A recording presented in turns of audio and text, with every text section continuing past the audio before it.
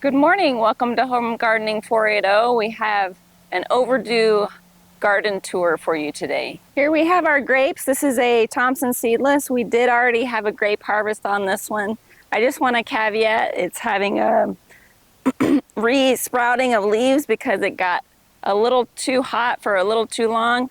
We are in the Phoenix area, so we did have 31 days of 110 temperatures. It was one of the records for Phoenix area, so we had some extended heat. You're going to see some of the results of that here in the garden. So here we have our red flame grape. We did get a harvest off of this. They were small grapes, but now again we're having some more sprouting of leaves coming out. What you can also see is that the watermelon patch has basically taken over. Out of all the things that didn't do well with the heat, the watermelons made it through. And I don't know if you can see this very well, but we've probably got about 50 or 60 bees out here right now checking out all the watermelon flowers. And we have probably 15 to 20 watermelons ranging in size. The majority of these watermelons are the Crimson Sweet variety. We did have two plants that were Sugar Baby variety, which is a smaller dark watermelon, which we've had a few off of. But if you zoom in over here, you can see there's a couple of bigger watermelons and then also some smaller watermelons there, and then back in the back here. I want to make note real quick, the cantaloupes that we have here, we had two cantaloupe plants. We were able to harvest some of it in time. There was a couple cantaloupes that were overdue and starting to rot already. We missed the window on that because we were out of town. Now they do have some new cantaloupes over there and they'll need to ripen up before we can pick them. This is our Violet de Bordeaux fig. It did get a little bit sunburned from the high temperatures and the heat. It did drop a few of the fruit, but there is still a few other fruits here. They're not ripe yet. But the watermelons have extended and covered some of the ground here, so that usually helps a bit. Right next to it, we've got this blackberry. It's finally getting established, and the watermelons are trying to invade over here as well. But now it's much bigger.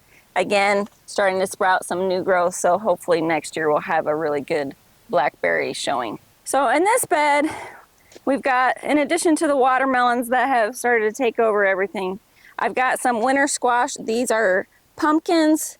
I want to say that these are sugar pie or something like that variety.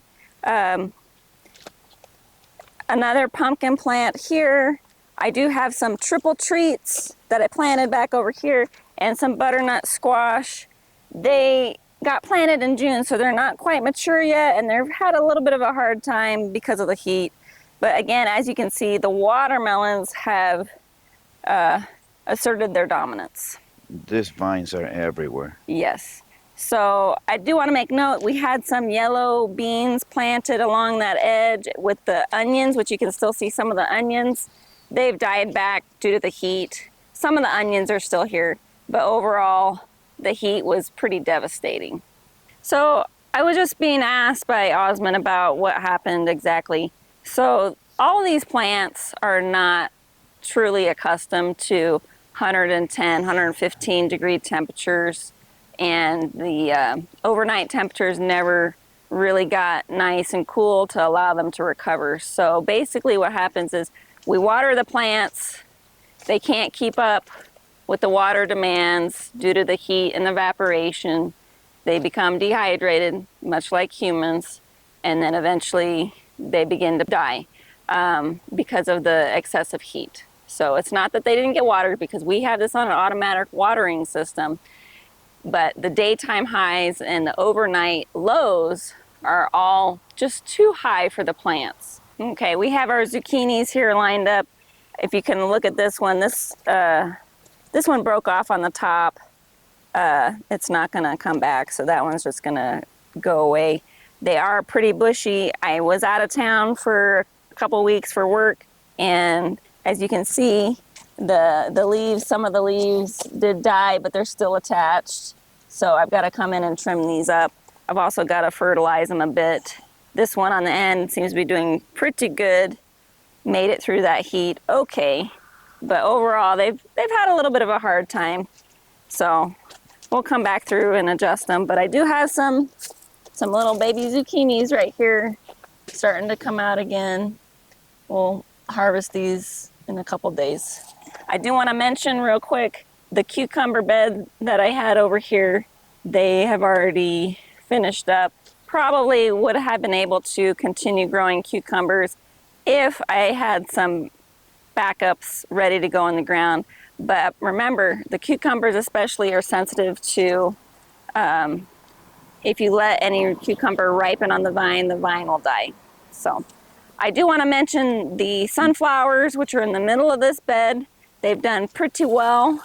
And I have some roaming neighborhood parakeets that we've scared away for the moment, but there's about a pack of 5 or 6 wild parakeets that are in our neighborhood that really love these sunflowers. So hopefully it's helped out, just not in beauty, but also in food. All right, down in this bed, we've got some green beans that they have been dehydrated. And next to them, I've got some marigolds. These marigolds were volunteers from the fall. They grew up here and they've actually done quite well, even though the heat, but I did just recently turn the water to this bed off because we're not really getting much out of these dead green beans. Down here at the tomato bed, it again also has been the heat that's been pretty devastating.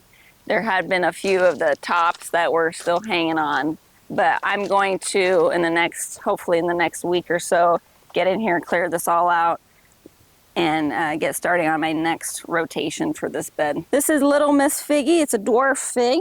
It also had a little bit of a hard time, got a little sunburned, but I've got some new growth coming out. It's got some figs. It didn't drop all of its fruit, but they're not quite soft or ready to harvest yet, but again, doing well. Next to it, I've got this dehydrated sunflower. Whoop, well that just popped off. Next to this sweet bay laurel, which is having, a hard time just like everything else. And then next to it, the Texas mountain laurel is doing pretty good considering. I've got to probably come in here and reshape it a bit, but it's a slow growth tree, shrub anyway. Here I've got what remains of the sunflowers, and then I have my 2 blueberry bushes. I didn't get any fruit from these, but they are probably 3 times the size that they were when I got them in the mail, because I ordered them in the mail.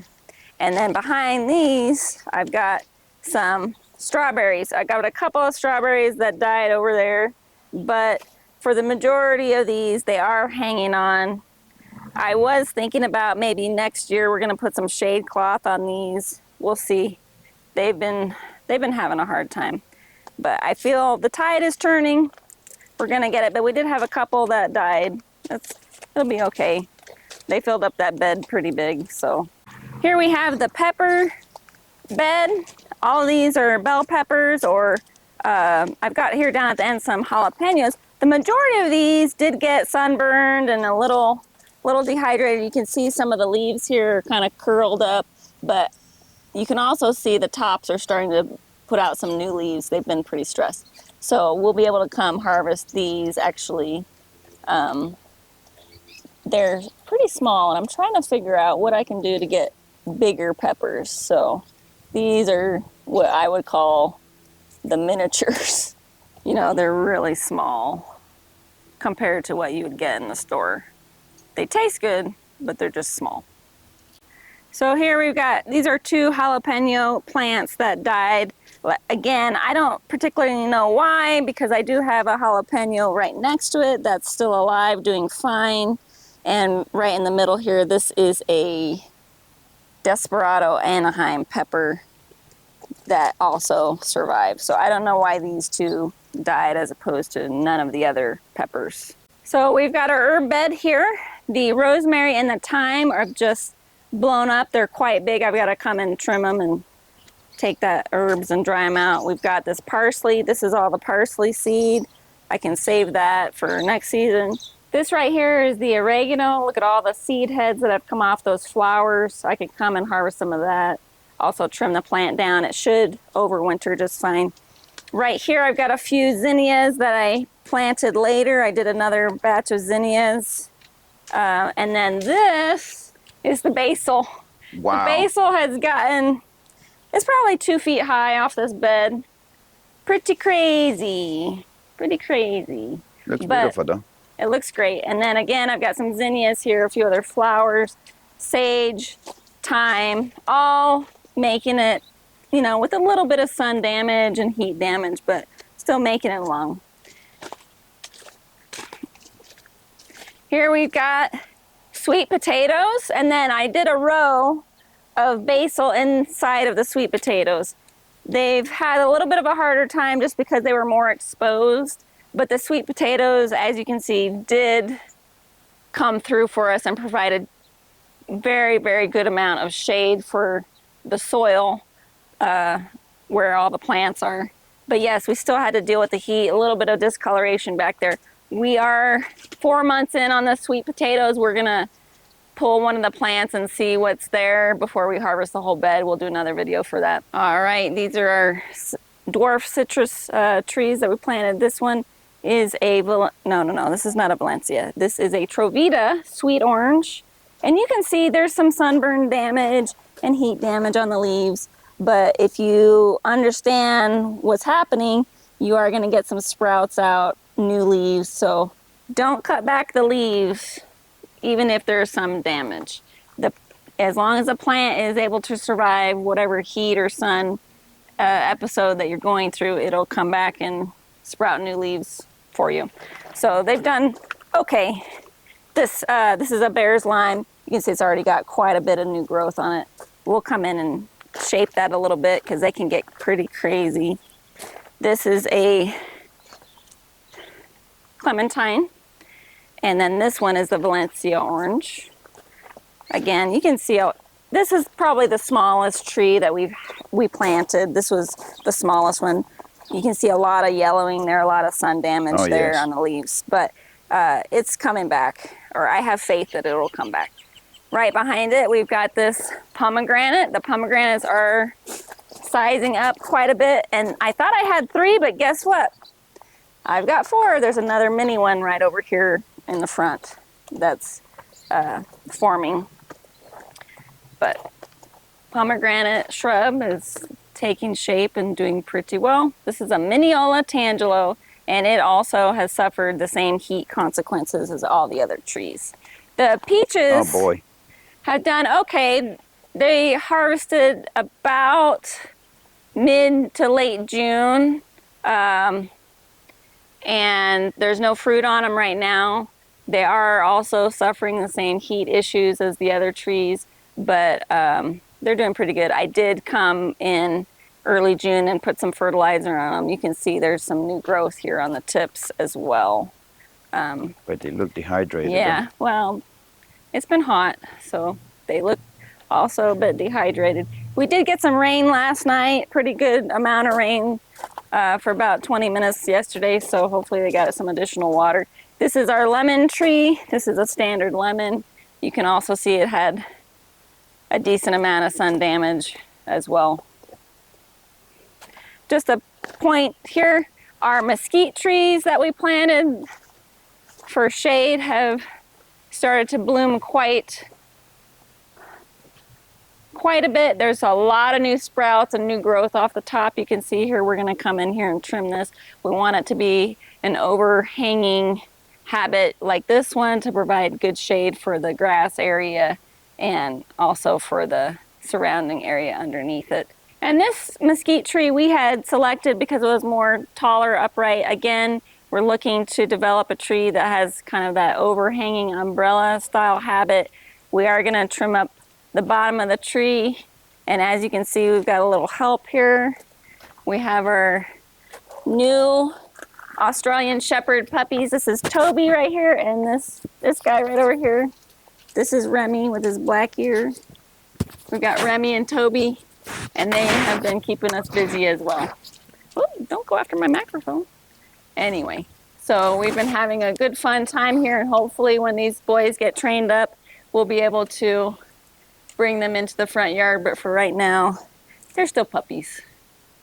Okay, well, thank you guys for joining us. That's what we have for you guys today on this update for our garden. And we hope to see you guys on our next video.